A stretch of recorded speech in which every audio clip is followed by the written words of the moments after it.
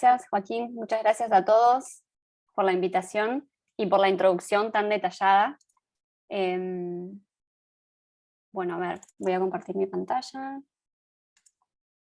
Ahí estamos.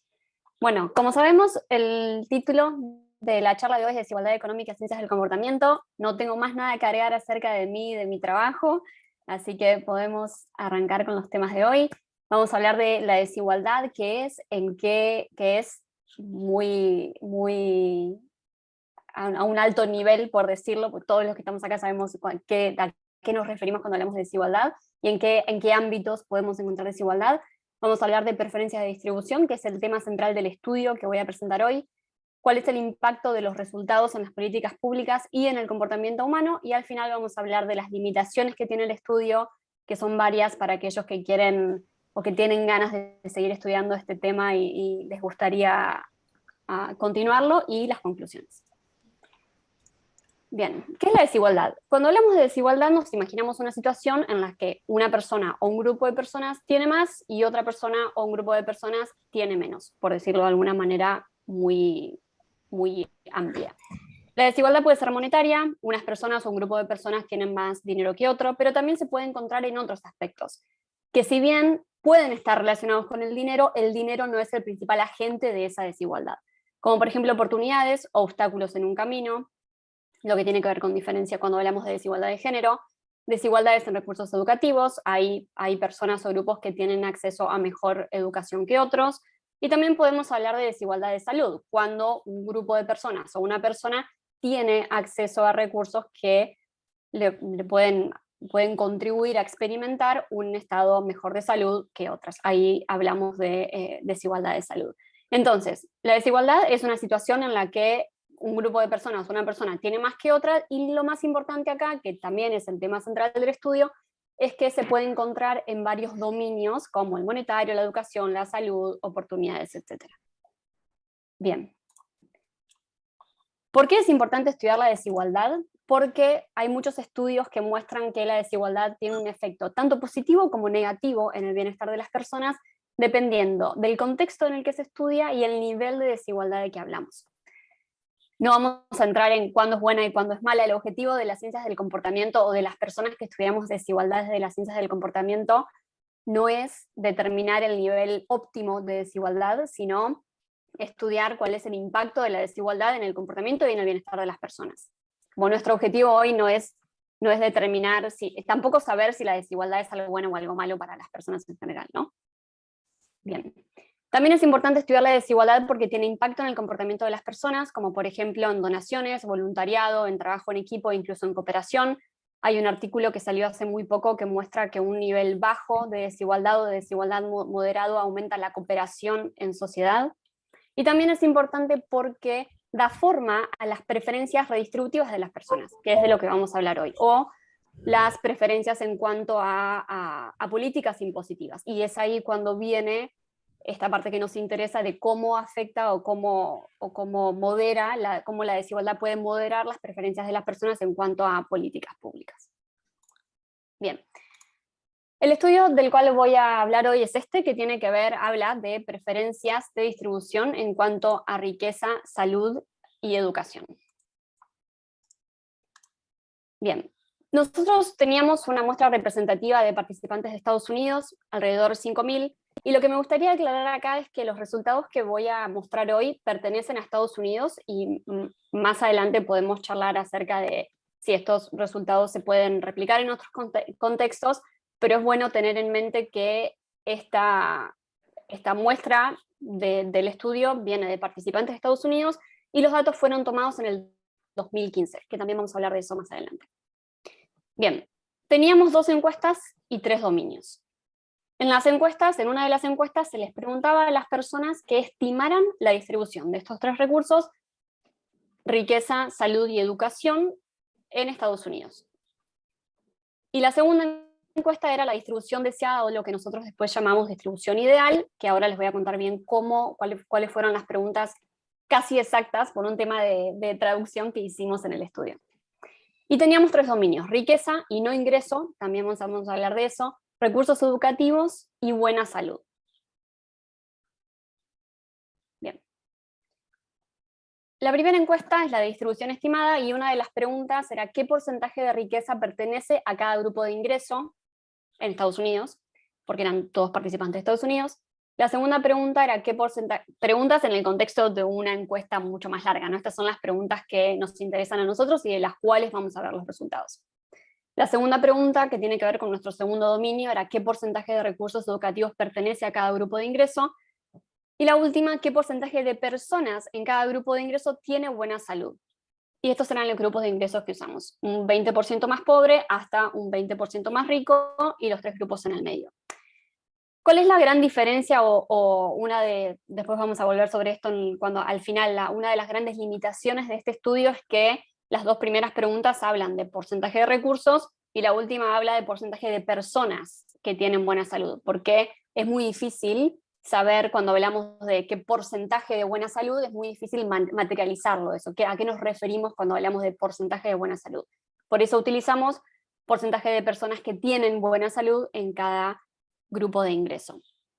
De ahora en adelante yo voy a hablar de riqueza, salud y educación como si salud fuera un recurso más para no tener que volver a hablar de personas pero ya sabemos que cuando hablamos de salud, hablamos de personas, porcentaje de personas que tienen buena salud en cada grupo de ingreso. Bien. La segunda encuesta hablaba de la distribución ideal o esa distribución deseada. Una de las preguntas era cómo distribuiría la riqueza en estos 5 grupos de ingreso, cómo distribuiría los recursos educativos en estos grupos de ingreso y qué porcentaje de personas en cada grupo de ingreso debería tener buena salud. Utilizamos los mismos grupos, del 20% más pobre al 20% más rico y los 3 grupos del medio. Y la gran diferencia de esta pregunta con la pregunta acerca de las distribuciones estimadas era que antes de hacerles estas preguntas les decíamos que imaginen que se estaban uniendo a un nuevo país y que su lugar en la distribución del ingreso iba a ser determinado al azar. ¿Qué significa esto? Las personas, cuando realizaban la pregunta de distribución estimada, a ellos no se les hacía ninguna salvedad, no se les pedía que imaginaran nada, entonces ellos consideraban el lugar que ellos creían, que también podemos hablar de esto después, que ellos tenían en mente el lugar que ellos creían que ocupaban en esta distribución del ingreso, en estos grupos de ingresos. Acá nosotros les decimos, se están uniendo a un país y la distribución del ingreso, el lugar en la distribución del ingreso va a ser determinado al azar. Es decir, que antes de responder estas preguntas, antes de responder cuál es el nivel de riqueza ideal para cada grupo de ingreso, las personas o los participantes en este caso no sabían si ellos iban a estar en el 20% más pobre, en el 20% más rico o en alguno de los grupos del medio. Y este es el aspecto más importante del estudio, porque la diferencia en la que preguntamos la distribución estimada y la distribución ideal es clave para entender o interpretar de alguna manera los resultados que obtuvimos. Bien, acá tenemos resultados de los datos crudos, digamos, y ahora vamos a ver resultados comparados con herramientas estadísticas. Y acá nosotros tenemos, por ejemplo, la riqueza estimada, educación estimada y salud estimada. Recordemos que salud estimada era el porcentaje de personas con buena salud en cada grupo de ingreso. Y tenemos el 20%, el porcentaje que las personas asignaron al 20% más rico, el 20% más pobre en los colores más claros y los grupos del medio. Y acá vemos que las personas estiman que la distribución de riqueza es más desigual que de salud y educación, pero a su vez estiman una desigualdad grande entre la distribución de educación y la distribución de salud. La distribución más igualitaria para ellos es la de salud y la distribución más desigual en este caso sería la distribución de riqueza. Esto es estimado, esto es lo que ellos, cómo piensan, cómo perciben que la distribución de estos 3 recursos era en Estados Unidos en el momento de la encuesta. Bien, y acá tenemos los resultados ideales. Como vemos ya hay un gran cambio porque vemos que, por ejemplo, la distribución de educación ideal y la distribución de salud ideal son prácticamente iguales entre ellas, pero a su vez vemos una distribución de riqueza que es mucho más desigual que la distribución de educación ideal y de salud ideal. Si bien la distribución de riqueza ideal es más igualitaria que la distribución de riqueza estimada, es decir, que las personas prefieren en lo ideal o en lo deseado más igualdad en riqueza, hay todavía cierta desigualdad en la riqueza. Bien, si vamos a los números, los participantes asignaron un 38% de riqueza al 20% más rico y un 10% al 20% más pobre. un 23% de recursos educativos al 20% más rico y un 17% al 20% más pobre. 22% de personas con buena salud estaban en el 20% más rico y 17% de personas con buena salud estaban en el 20% más pobre. Entonces, como vemos, en lo ideal, las personas, la distribución ideal de riqueza es la más desigual y las personas prefieren distribuciones de educación y salud que son casi perfectamente iguales y además iguales entre sí, o sea, perfectamente iguales entre los diferentes grupos de ingreso y además perfectamente casi iguales entre educación y salud. Bien, para comprobar estos patrones que eran medias de promedios de cada grupo según los participantes, utilizamos 3 métodos estadísticos, o 3 métodos y los comparamos estadísticamente.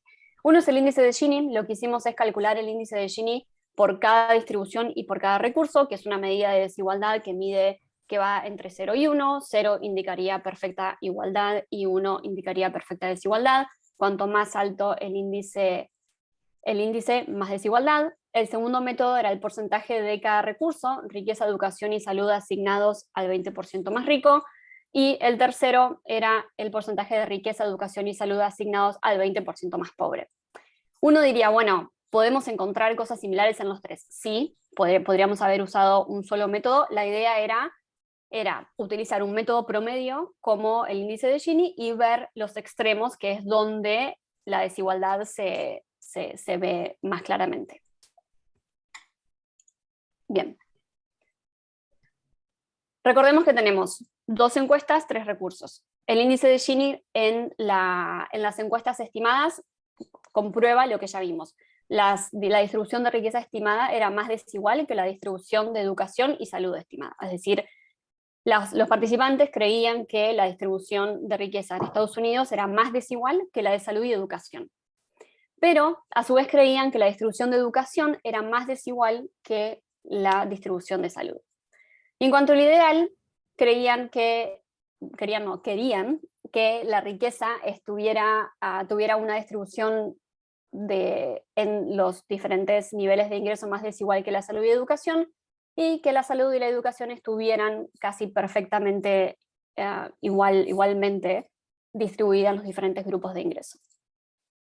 En cuanto al 20% más rico, las personas estimaron que el 50% de la riqueza, la mitad de la riqueza de todo el país estaba concentrada en el 20% más rico, lo que sabemos es poco.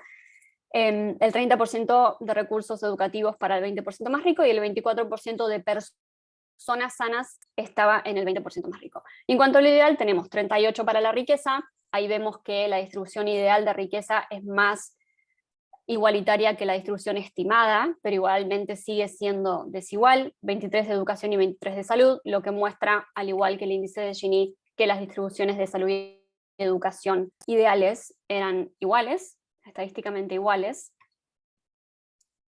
Y después tenemos en el 20% más pobre, que podemos también comprobar los resultados. El 6% de las personas, o sea, los estadounidenses estimaban que en ese momento solamente el 6% de la riqueza iba al 20% más pobre, 50 en el 20% más rico y 6 en el 20% más pobre, y el resto distribuido en los otros 3, 12 para educación, 14 para salud, y en lo ideal tenemos 10 para riqueza, 18 para educación y 17 para salud.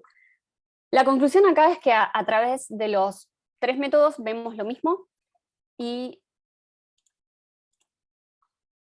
se ve trabado.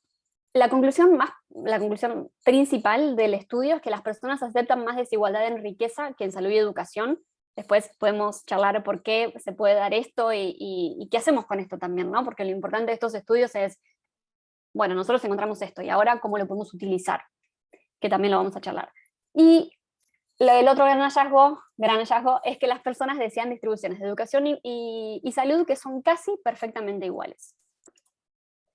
Bien, potenciales explicaciones. Acá debo decir que nosotros no testeamos mecanismos psicológicos, discutimos mecanismos psicológicos, que son los que vamos a charlar ahora, pero el estudio fue más descriptivo, por decirlo. Una razón puede ser las creencias optimísticas sobre movilidad social ascendente que tienen las personas de Estados Unidos. Hay varios estudios que muestran que los estadounidenses creen que la movilidad social ascendente es fácil. Entonces, si bien, y esta es la característica principal del estudio, cuando hablamos de las distribuciones deseadas o ideales, las personas no sabían en qué lugar de la distribución del ingreso iban a estar, porque eso iba a estar determinado al azar, quizás, probablemente, el hecho de que sus distribuciones ideales, por ejemplo, de riqueza, sea más igualitaria que la distribución estimada, pero igualmente no perfectamente igualitaria, puede estar relacionado con esta creencia de movilidad social ascendente. Si yo al azar estoy en el 20% más rico, probablemente me pueda mover hacia arriba con facilidad, entonces igualmente voy a aceptar y voy a estar cómodo con una distribución de riqueza desigual. La otra razón es que pareciera más justo asignar más a los que más tienen, por una cuestión de meritocracia y de lo que conocemos como el sueño americano, que es muy popular en Estados Unidos. Entonces asigno más riqueza a los que más tienen, porque lograron estar en ese 20% más alto o 80% más alto, o no 80% más alto, o sea, el 20%, en el 40% más alto, porque lograron estar ahí con esfuerzo. Entonces los premio y eso me genera una distribución de riqueza desigual. Y en cuanto a los otros dos recursos, por una cuestión de igualdad de oportunidades, que también es muy popular en Estados Unidos. Asignar, prefiero que la distribución de educación y de salud sea igualitaria, porque el esfuerzo no está tan relacionado con el logro o la acumulación de esos dos recursos, como si en la acumulación de riqueza. Entonces, las personas quizás se sentían más cómodas al tener distribuciones de salud y educación más igualitarias, porque también son herramientas para poder crear en el futuro más riqueza y por ende una distribución de riqueza más igualitaria. Bien. Ahora, como les había comentado al principio, los que estudiamos, o varios de los que estudiamos las ciencias del comportamiento, no tenemos como objetivo determinar cuál es el nivel de desigualdad óptimo, sino ver cuál es el impacto de estos resultados en el diseño de las políticas públicas, cómo podemos utilizar estos resultados para crear políticas que tengan más apoyo en la sociedad y que por lo tanto las personas hagan más caso, por decirlo, a esas políticas.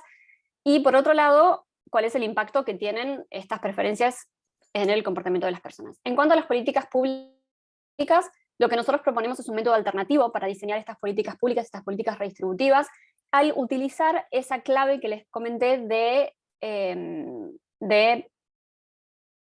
evaluar, no es evaluar la palabra, pero conocer las preferencias de las personas, diciéndoles que su lugar en la distribución del ingreso va a estar determinado al azar. Luego, creemos que conocer las preferencias distributivas de otros recursos, además de riqueza, es importante, porque la mayoría de los estudios se focalizan en riqueza y en ingreso, y es importante, debido a los resultados diferentes que vimos entre riqueza, salud y educación, estudiar otros recursos para no generalizar las preferencias de las personas en cuanto a la distribución de riqueza o la distribución del ingreso, porque si nosotros generalizáramos y dijéramos, bueno, entonces las preferencias redistributivas de las personas van a ser en todos los recursos iguales que a la de riqueza, creeríamos que las personas aceptarían cierta desigualdad en salud y en educación, cuando en realidad vimos que el caso es el opuesto. Y por último, también proponemos clasificar a los recursos en diferentes aspectos, y por ejemplo, uno es el nivel de responsabilidad personal. Creemos que cuando el nivel de responsabilidad personal es más bajo, por ejemplo, el acceso a un aire limpio, a una ciudad ordenada, tiene un nivel de responsabilidad bajo, entonces quizás las personas prefieren más igualdad o menos desigualdad cuando el nivel de responsabilidad personal es menor. En cuanto al comportamiento, hay muchos estudios que hablan, que demuestran que a mayor desigualdad, menor bienestar. Entonces una pregunta que nosotros tuvimos acá es si nosotros sabemos por estudios previos que cuanto más desigualdad, menor bienestar. Las personas que viven en un ambiente, en un contexto desigual, son menos felices, por así decirlo. La pregunta que tenemos es: ¿qué pasa a aquellas personas que viven en un contexto donde la educación y la salud están distribuidas de manera desigual? ¿El efecto en el bienestar va a ser incluso más grande? Porque si las personas que viven en un contexto desigual, hablando del ingreso o recursos monetarios, tienen menos bienestar, y la desigualdad del ingreso de la riqueza es algo que las personas de alguna manera aceptan o toleran, ¿qué va a pasar cuando recursos que las personas prefieren que estén igualmente distribuidos son desiguales? ¿El efecto en el bienestar va a ser más grande? No sabemos, son preguntas que nos planteamos y que invitamos a investigadores a investigar.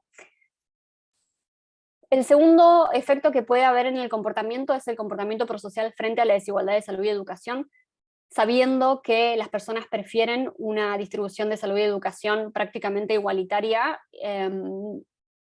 Podemos promover el comportamiento prosocial frente a esta desigualdad, podemos animar a las personas a que donen más o participen en actividades de voluntariado si les informamos y les decimos que la salud y la educación están iba a decir mal distribuidas, pero tampoco es la palabra, están distribuidas desigualmente. Y el tercero es en cuanto también a las políticas públicas, que tiene que ver con si nosotros les informamos a las personas para qué se va a utilizar ese ingreso, o no ese ingreso, sino como su contribución a los impuestos, por ejemplo, si nosotros les decimos se va a utilizar para salud y educación y las personas prefieren que esos recursos estén igualmente distribuidos, creemos que el informarle a las personas sobre no sobre sus preferencias, sino sobre el destino de los recursos va a aumentar el apoyo en políticas de determinados recursos. Bien. En cuanto a las limitaciones, como les comentaba al principio, una, y creo que es la más importante, porque utilizando diferentes preguntas podríamos tener diferentes resultados, es qué significa buena salud. En términos de políticas públicas, buena salud puede tener diferentes significados, como por ejemplo cantidad de hospitales, cantidad de médicos por persona, que contribuyen a la buena salud de las personas, que por ahí quizás no está capturado en ese porcentaje de personas con buena salud en cada grupo de ingresos que nosotros intentamos capturar de los participantes. Luego, futuras investigaciones, mecanismos psicológicos, por qué las personas prefieren una distribución sobre otra, y por qué hay variación de recursos. También podríamos hablar de contabilidad mental, por ejemplo, si hablamos más si queremos acercarnos a heurísticas y sesgos. La educación y la salud es algo que se puede ver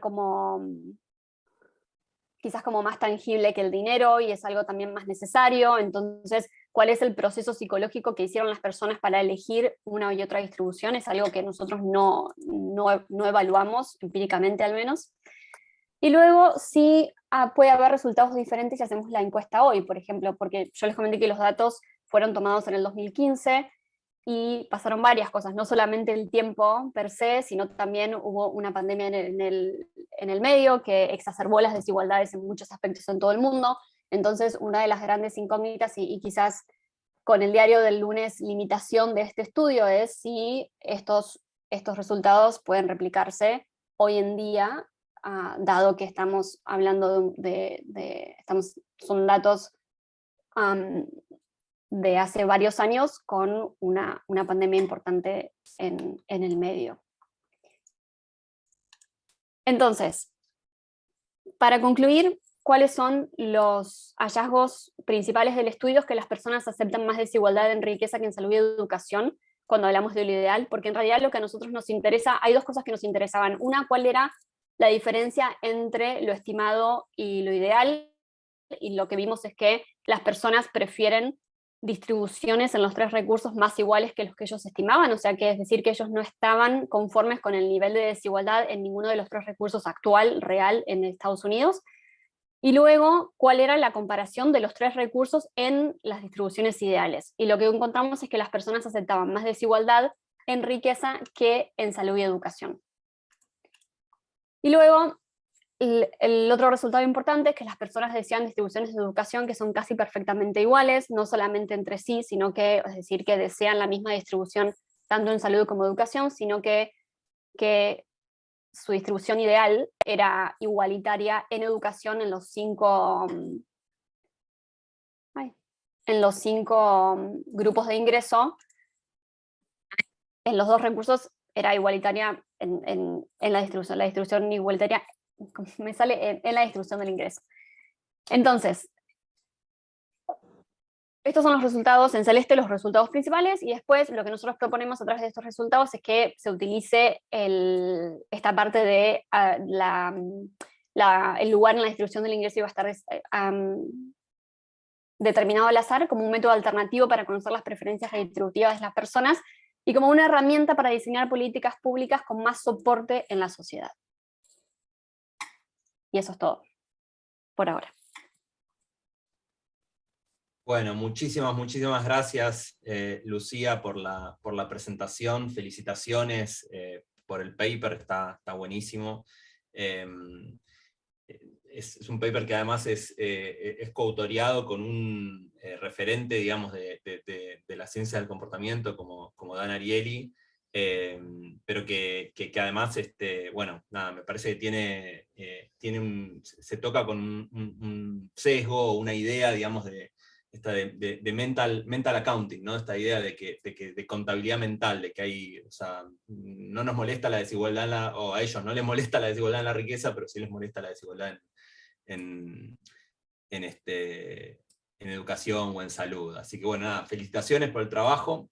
Como les anticipaba en la apertura, digamos, de este encuentro, vamos a hacer, va a haber preguntas del público en unos minutos nada más, pero antes vamos a realizar una especie de como conversación informal con nuestros dos invitados, que como les contaba antes son Leonardo Gasparini y Pablo Mira. Voy a presentarlo formalmente. Leonardo es fundador y director del Centro de Estudios Distributivos, Laborales y Sociales de la Universidad Nacional de La Plata. Es doctor en Economía de la Universidad de Princeton. Actualmente es profesor de grado y posgrado también en la UNLP e investigador del CONICET. Investiga sobre temas distributivos y sociales y ha escrito numerosas publicaciones académicas de primer nivel mundial, y recientemente también ha publicado un libro de divulgación muy recomendable si les interesan estos temas, llamado Desiguales, una guía para pensar la desigualdad económica. Hola Leo, ¿cómo estás? Hola, bueno, ahí va. ¿Qué tal? ¿Qué tal? ¿Cómo estás? Gracias por estar acá. Nuestro segundo invitado es Pablo Mira, un amigo de la casa, es magíster en Economía de la Universidad de Buenos Aires, investigador en el Instituto Interdisciplinario de Economía Política de la UBA y profesor en la Facultad de Ciencias Económicas de dicha universidad. Ha trabajado en la gestión pública, así como también en el sector privado, y cuenta con una extensa experiencia en la comunicación y divulgación de las ciencias económicas, incluyendo su programa de radio, muy recomendable también, un fanático aquí, llamado Dos tipos de cambio, y también ha publicado recientemente un libro llamado Homo Falsus, el pequeño engaño de la economía. Pablo, creo que sos el único que no es platense, pero creo que sos el único que no es del Lobo, ¿no? De los que estamos acá, o más Sí, o menos. de los 50, sí, exacto. El único. Soy independiente, así que estamos, digamos, a mi edad imaginarás que soy uno de los pocos que recuerda viejas glorias. Bueno, gracias por la invitación. El subtítulo de Homo Falsus es el discreto engaño de la economía. El discreto Haciendo engaño. referencia no a es un pequeño, viejo porque no es título. pequeño, es discreto, pero no es pequeño. Tenés Discreto, razón. y hace referencia a una obra, a una película famosa. Correcto, perdón por el No, por favor. lapsus. Bueno, quisiera comenzar esta conversación, esta discusión, como volviendo a resaltar algo que es obvio, ¿no? del trabajo presentado por Lucía, que ella lo resaltó y lo marcó, que es que no está basado, o sea, está basado en los Estados Unidos y no está basado en la Argentina, donde tenemos características sociales, culturales y económicas y políticas también muy distintas a los Estados Unidos, ¿no? Sin embargo, por otro lado, y como para hacer el argumento, digamos, de balancear esta discusión, en que no todo por ser de otro país no puede, o no es informativo para lo que ocurre acá, digamos, en la literatura de la neurociencia, de la ciencia del comportamiento, uno ve que esta como aversión a la desigualdad está en todos lados, ¿no? Y es más, es como que al percibir desigualdad, los estudios neurocientíficos muestran que eso se representa en áreas muy primarias del cerebro, como el estriado ventral, lo cual nos sugiere que podría estar digamos, en todos los humanos, ¿no?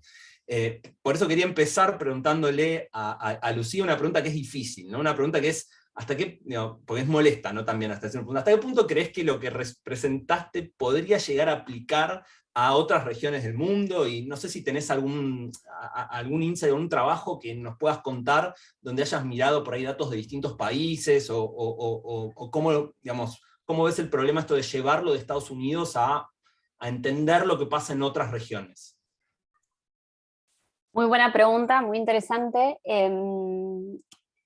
La verdad es que yo creo que el hecho de que la pregunta que nosotros utilizamos hablamos de la distribución ideal o la distribución deseada, ¿no? Como cuáles son las preferencias de las personas en cuanto a la distribución del ingreso en su país, o de estos recursos en su país, y creo que utilizar esta parte de que el lugar en la distribución del ingreso en el que uno va a estar sea determinado al azar, que haya ceguera en cuanto a eso, puede traer resultados similares en cualquier lugar del mundo, y eso también es algo que nosotros nos planteamos cuando diseñamos la encuesta, que es un aspecto que puede ser trasladado a diferentes países, porque a nadie, el hecho de no saber en qué lugar uno va a estar en la distribución del ingreso puede tener el mismo efecto en cualquier persona, independientemente de dónde viva.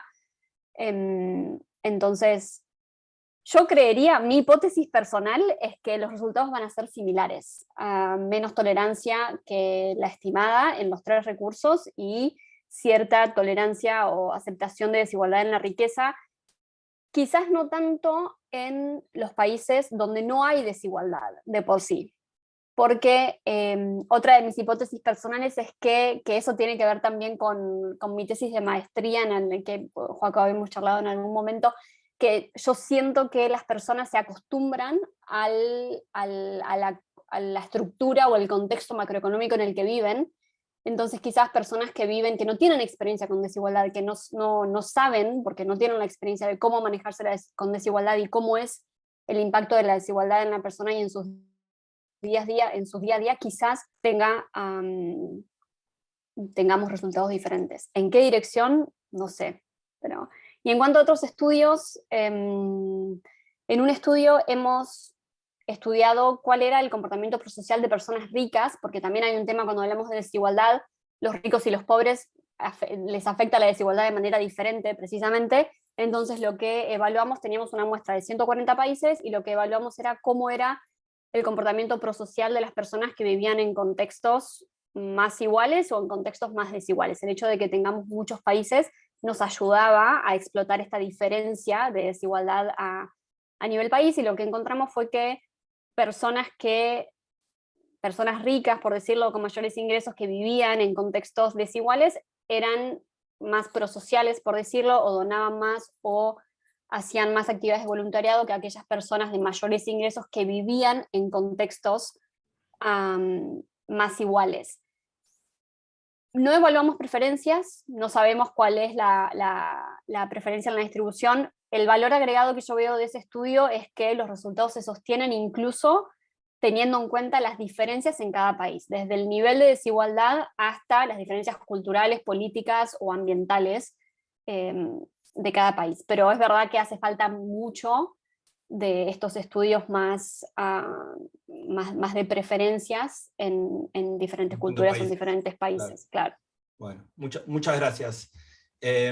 Leonardo, te quería preguntar sobre algo que te preguntaron justamente en una nota, y hablaba sobre, como para traer un poco el debate hacia América Latina y hacia Argentina, y algo muy interesante decías es que hay como un exceso de desigualdad, o algo en la literatura se conoce como un exceso de desigualdad en Latinoamérica, ¿no?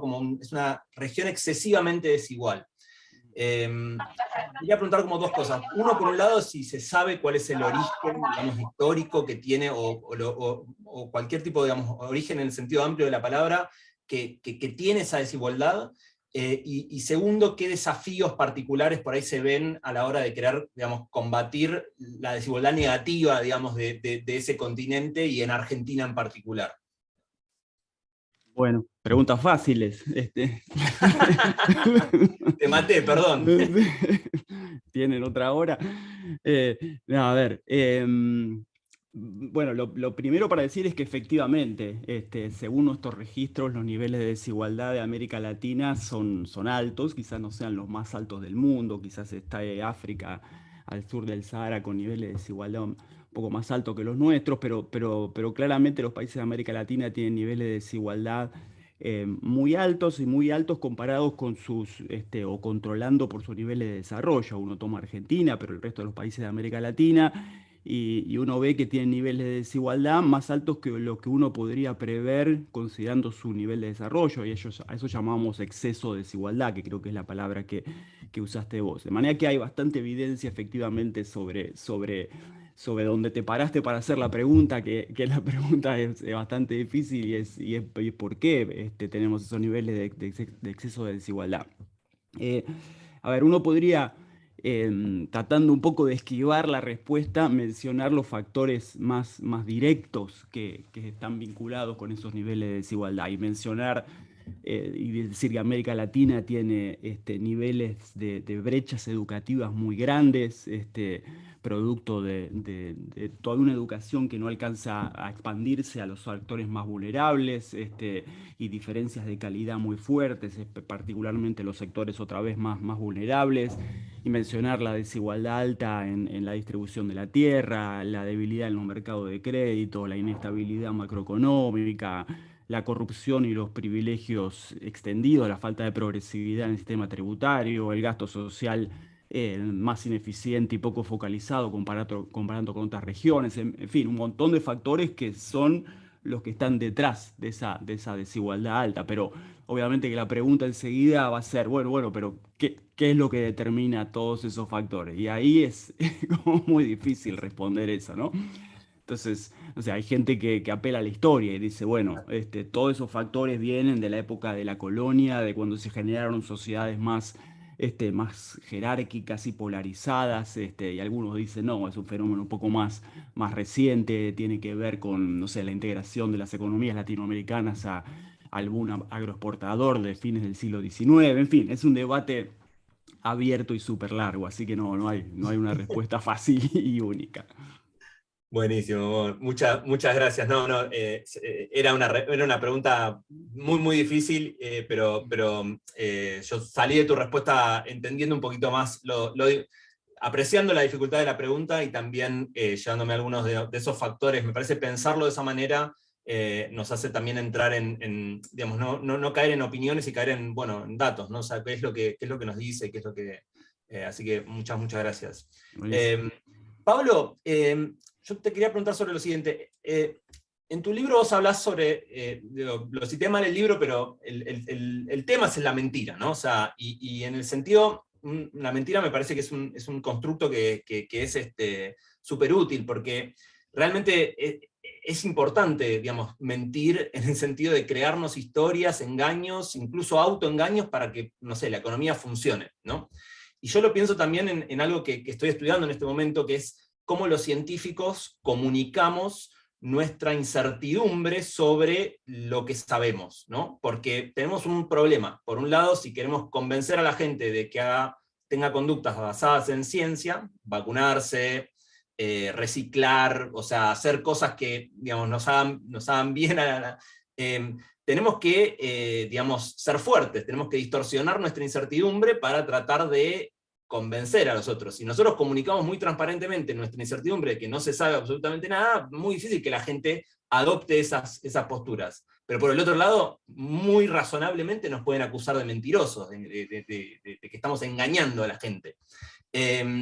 Yo, digamos, ¿hasta qué punto te quería preguntar que es legítimo que existan estas distorsiones, pero en la comunicación de lo que vos sabes, ¿no? De las ciencias económicas, ¿no? O sea, para vos, o sea, hace falta estudiar mejor cómo la gente, digamos, de esto que decía Lucía, cómo la gente percibe estas políticas redistributivas y cómo pueden estar afectadas por factores psicológicos. ¿Cómo lo ves este tema?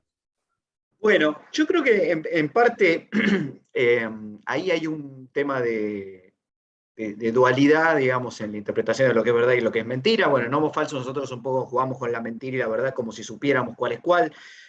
No es obvio en muchas circunstancias y además nos interesa más las interacciones de verdades, mentiras, narrativas, historias entre privados, digamos. acá nos interesa más la cuestión de la política pública, la distribución de ingresos, son fenómenos más agregados y creo que en ese sentido son diferentes. Hay un punto que me gustaría enfatizar, que es que, digamos, a nivel, si querés, científico, académico, en general la mayoría, digamos, de las afirmaciones son verdades probabilísticas. No son ni muy verdad ni muy mentira, digamos, y acá es donde la interacción entre quienes no son académicos y la verdad académica entra un poco en colisión, ¿no? Porque, digamos, tenés algunos aspectos que creo que complejizan esta interacción, que es, digamos, el primero son los sesgos, digamos, para calcular las probabilidades, algo que hace 50 años venimos estudiando, y nos queda muy claro que a la gente, digamos, le cuesta muchísimo, digamos, estimar, digamos, una probabilidad determinada numéricamente y actuar en consecuencia. La segunda es un problema de la interpretación de esta verdad probabilística, ¿no? Cuando alguien te dice, hay un 30% de probabilidad de que llueva, digamos, está muy bien, pero yo quiero saber si llevo paraguas o no llevo paraguas, y qué significa que con un cierto grado de confiabilidad estoy o no estoy embarazada, digamos, la verdad que no, mucho de esa confiabilidad no sé si me está ayudando, y además me vacuné y tenía un 90% de efectividad a la vacuna y me agarré COVID, o sea, digamos, ahí hay una mezcla entre interpretar qué significa 90% de probabilidad y qué significa el hecho de que 90 sea un número alto y no 100% y ese tipo de cosas. Y hay un tercer aspecto que creo yo está relacionado más con las cuestiones de distribución del ingreso, que tiene que ver con el problema de la muestra, digamos, la muestra personal versus la muestra, digamos, de un estudio académico, que, digamos, la probabilidad de que coincidan es probablemente cero, digamos, con lo cual, digamos, siempre estamos en la muestra equivocada, y es muy difícil que lo que conozcamos a nivel personal se iguale con, digamos, los estudios analíticos propiamente dichos. Ahora, digamos, ¿cómo solucionamos todas estas diferencias de percepción entre lo académico y lo privado? Y yo diría que, digamos, hay una de las cosas que siempre discutimos con mi compañero de programa, Gerardo, que le gusta la estadística. Tendríamos que tener estadística en la primaria, ¿no? Digamos, me parece que en vez de resolver teoremas, en vez de hacer trigonometría, digamos, o resolver problemas que después de regla 3 simple, que después lo vamos a resolver de otra manera, digamos, me parece bastante más útil que los niños y niñas empiecen a entender que el mundo es probabilístico, y que eso nos va a hacer más tolerantes y nos va a hacer más simple entender qué significa la verdad y qué significa la mentira en estas cuestiones. Ahí, la verdad que al final el rol de la matemática en la primaria termina generando una grieta entre los que terminan odiando la matemática porque no les sale, que yo no les gusta y terminan pensando que son todos cuadrados, y los que la aman y terminan diciendo, bueno, acá tiene que haber una solución exacta. Entonces nunca estamos en la realidad, ¿cierto? Que anda por el medio de esas dos.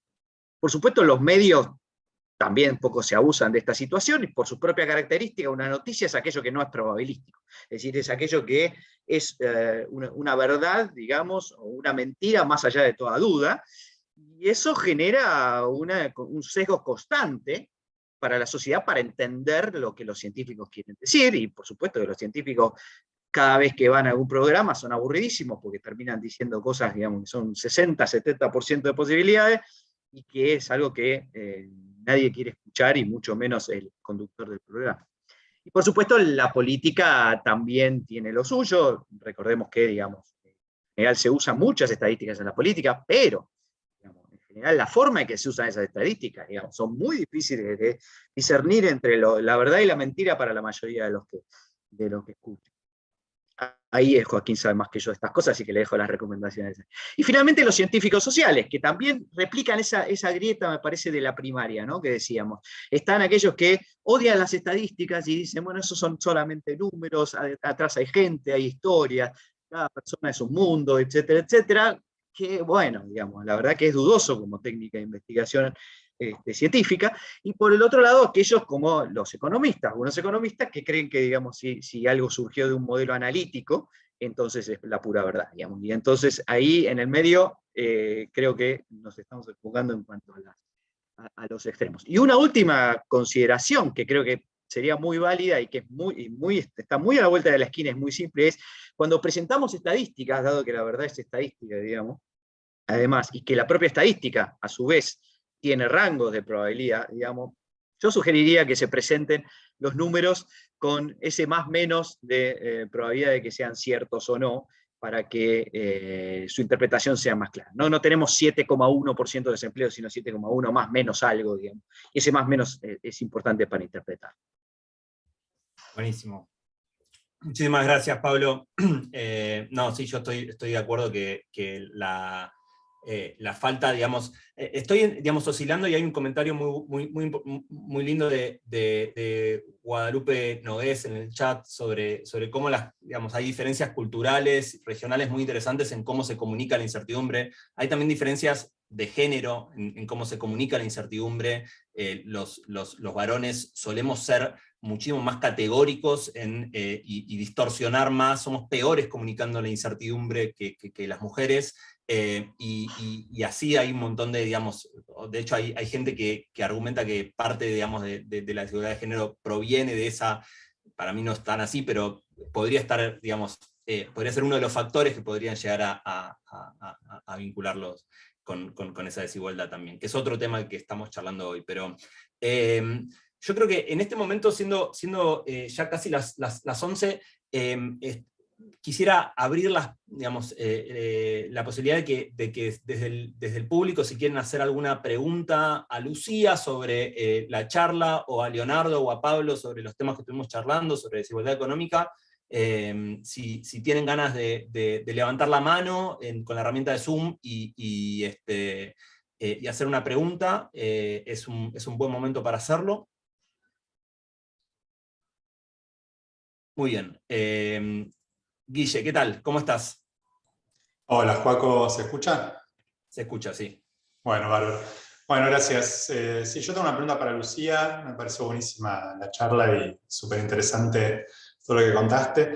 Y no, la pregunta que tenía es la siguiente. Es muy concreta y medio tonta quizás, pero dado que la conclusión es que las personas aceptan más la desigualdad en riqueza, me preguntaba cómo era, se me pasó muy rápido cómo era la forma de preguntarlo en la encuesta, porque me imaginé que si uno le pide a las personas que distribuyan riqueza en 5 niveles de ingresos, a lo mejor eso sesga hacia la desigualdad, la respuesta, por el hecho de que uno ya le está pidiendo distribuir en 5 categorías de ingresos. Por ejemplo, me imagino si alguien piensa que lo deseable es que no haya desigualdad, pero uno ya le está preguntando, está poniendo categorías entre los 5 más ricos, 5 más pobres, si eso no puede sesgar hacia respuestas más desiguales. Hola. Sí, muy buena pregunta. En realidad, mi primera respuesta es no sé, porque por eso en el artículo, en la parte de discusión, tenemos una parte en la que sugerimos que este estudio se replique con diferentes preguntas, porque si utilizamos otro mecanismo, quizás la distribución ideal o incluso la distribución estimada puede ser diferente. Antes de, y esto quizás ayuda un poco a responder la pregunta del sesgo, antes de estas preguntas nosotros les dimos una tarea de práctica que era acerca de la distribución del café. Y les mostramos diferentes imágenes que tenían los mismos grupos de ingresos, con el 20% más rico, el 20% más pobre, y los grupos del medio, y les mostrábamos en qué casos la distribución era igualitaria, no igualitaria, o sea, 0-1, digamos, o sea, perfectamente igualitaria, perfectamente desigual, y diferentes casos, y les hablábamos de algo que no tenía que ver ni con salud, ni educación, ni riqueza en este caso. La verdad que no sé si cambiando la pregunta o cambiando los grupos de ingreso o la forma en la que presentamos los grupos de ingresos podríamos llegar a diferentes resultados. Puede ser. Sí, no, me llamó la atención porque justo es como salud y educación son temas ortogonales o pueden ser diferentes a la distribución de ingresos, mientras que justo la pregunta sobre distribución de riqueza es en la misma dirección que las categorías que vos le ponés, pero bueno, está bien. Sí, puede ser. Gracias. Muchas gracias, Guille y Lu. Fer, ¿vos tenés una pregunta? Sí, Joaquín, ¿cómo estás? Lucía, bueno, muy interesante el trabajo, felicitaciones. Y mi pregunta era sobre el tema de la distribución real de ingresos en Estados Unidos y las diferencias con la distribución estimada. Creo que vos lo enviaste, lo mencionaste, yo no leí el paper, pero entiendo que las distribuciones estimadas son muy lejanas a la distribución real, o sea que las distribuciones reales son más desiguales a las que la gente estima y mucho más desiguales a lo que la gente tiene como ideal. ¿Qué efecto crees que, por ahí lo estudiaron ya o no, pero si lo hicieron o no lo hicieron, cuál es tu opinión de cómo influye el conocimiento sobre la distribución real sobre luego las preferencias, digamos, y el feedback sobre usted cree esto, pero en realidad es esto, y qué efecto tiene eso en las decisiones ideales de cómo debería ser? ¿Cómo crees que juega eso? No sé si se entendió la pregunta, no sé si fui claro. Sí, sí, sí, perfecto, perfecto. Creo en la segunda parte del feedback, Leo puede hablar mejor que yo, se lo voy a dejar a él después. Y en cuanto a la primera parte, hay un paper anterior de unos años antes que compara la distribución estimada con la distribución real, y sí, es verdad que los estadounidenses o sea, estiman una distribución de la riqueza más igualitaria que la real, y en ese mismo paper también se les había preguntado si elegían una distribución que era perfectamente igualitaria, que era, no perfectamente, pero mucho más igualitaria que la de Estados Unidos, que era la distribución real de Suecia, sin decirles de dónde era, y los participantes preferían esa distribución versus su real distribución, que era la distribución de Estados Unidos. Pero sí, se hizo antes de este artículo. Buenísimo. Leo, ¿vos tenés algo para sumar sobre eso? No, muy breve. Efectivamente, cuando hay algún feedback y la gente capta mejor cuál es su lugar en la distribución, muchas veces modifica sus preferencias redistributivas. Así que ese ida y vuelta, o sea, el rol de la información termina siendo súper importante en la manifestación de las preferencias redistributivas y lo que finalmente la gente después termina votando. Así que parece que ahí hay un tema súper importante. Hay algunos papers, naturalmente, para otros países, pero también algún paper para Argentina muy interesante de Guillermo Cruz y coautores. Sí, ese a mí es un paper que me gusta mucho, también es de platenses, ¿no? De platenses hinchas del Lobo también. Más, vamos sumando, cada vez más. Sí, pero que también yo lo veo como un sesgo de clase media, ¿no? Todos nos creemos que somos clase media, ¿no? O sea, en la distribución ideal, o sea, no ideal en el sentido de lo que presentó Lucía, sino de lo que creemos que es mucho más igualitario que lo que efectivamente es, ¿no? Claro, pero ni bien te dicen que no estás ahí en el medio donde creías, estás en tal lugar, más adelante o más atrás, ahí modificás un poco tus preferencias. Claro, genial. Pablo. Sí, un poco complementando, ¿no? Este pequeño debate sobre dónde cree cada uno que se encuentra. El otro día estaba una periodista en un programa de TV haciéndole un reportaje a un economista que en vano intentaba convencerla de que ella y él, los dos, estaban en el primer decil. Ahora, la reacción no fue la de, ¡ay, qué sorpresa! Estoy en el primer decil, qué lindo, vamos a redistribuir, sino que fue, digamos, de completa negación, se sintió ofendida, ¿no? Dijo, vos me estás llamando rica a mí, ¿no? Yo tengo un departamentito, un autito, una casita de fin de semana y qué sé yo, y soy rica. Y la respuesta obvia es sí, digamos, pero digamos, mucha gente niega esta situación y cuando uno le dice que tiene que redistribuir y está en el primer decil, cree que va a recibir y no tiene que pagar, digamos. Entonces, digamos, siempre me quedan las dudas sobre si uno tiene que avisar o no, digamos, a la hora de hacer políticas redistributivas, ¿no? Porque, digamos, la verdad que la reacción de la gente muchas veces es negativa, e incluso cuando uno le dice, porque cuando uno le está diciendo que está en el primer decil, le está diciendo privilegiado o privilegiada, y en un país como este, en donde, digamos, se cree que los que están en el primer decil de alguna manera obtuvieron sus ingresos, su riqueza de una manera no muy clara, incluso hasta puede ser insultante, ¿no? Y en general la respuesta tiende a ser, bueno, yo trabajé toda mi vida, digamos, como diciendo, bueno, acá estamos los que trabajamos, digamos, finalmente. Y entonces, digamos, si esa es la respuesta y esa es la, digamos, la reacción ante el conocimiento de dónde está uno en la distribución de ingresos, a uno le queda la duda de si en algunos países, como en este quizá, digamos, es mejor comunicar que se va a hacer política redistributiva porque uno es un privilegiado, digamos, o no decir nada, como los impuestos, el impuesto que mejor se cobra es aquel que uno no se da cuenta que está pagando, y llevar adelante políticas redistributivas sin avisar mucho, ¿no? Pero es un debate. Sí, de acuerdo. O sea, es cierto, hay que ver qué tan sistemático es el comentario, digamos, de esa persona. Eso a mí me lleva a algo que, digamos, me hizo pensar también la presentación de Lucía, que es qué tan, digamos, sobre los efectos heterogéneos, ¿no?, que hay en las preferencias, ¿no? O sea, Lucía presentó como promedios, en el sentido de como los estadounidenses en general, pero por ejemplo, y eso, por ahí, entre mi respuesta y me he hecho una pregunta para Lucía, que es si en algún momento del paper miraron algo de la relación con, por ejemplo, si eran del sur de Estados Unidos, del norte de Estados Unidos, por ejemplo, si eran republicanos o demócratas, o algún tipo de efecto, digamos, heterogéneo sobre, digamos, el republicano más extremo. Qué tan igualitario es en salud, por ejemplo, que parecía como que eran bastante igualitarios en ese sentido.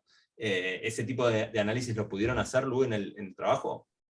Sí, sí, lo hicimos. De hecho, es una de las últimas figuras del artículo original, digamos, pero lo que encontramos fue, en general, consenso en todos los grupos demográficos.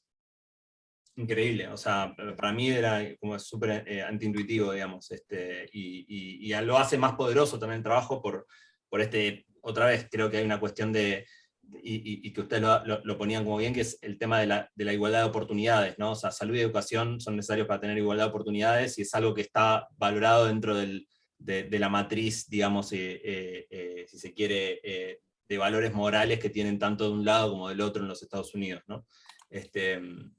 Así que bueno.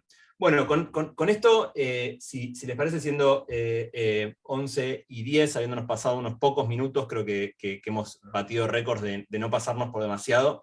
Si no hay ninguna otra pregunta para Lucía o para nuestros invitados, les agradezco muchísimo por la participación. Les recuerdo, digamos, que estos encuentros que estamos teniendo de la Red Argentina de Ciencia del Comportamiento y Políticas Públicas van a seguir ocurriendo de modo aproximadamente mensual.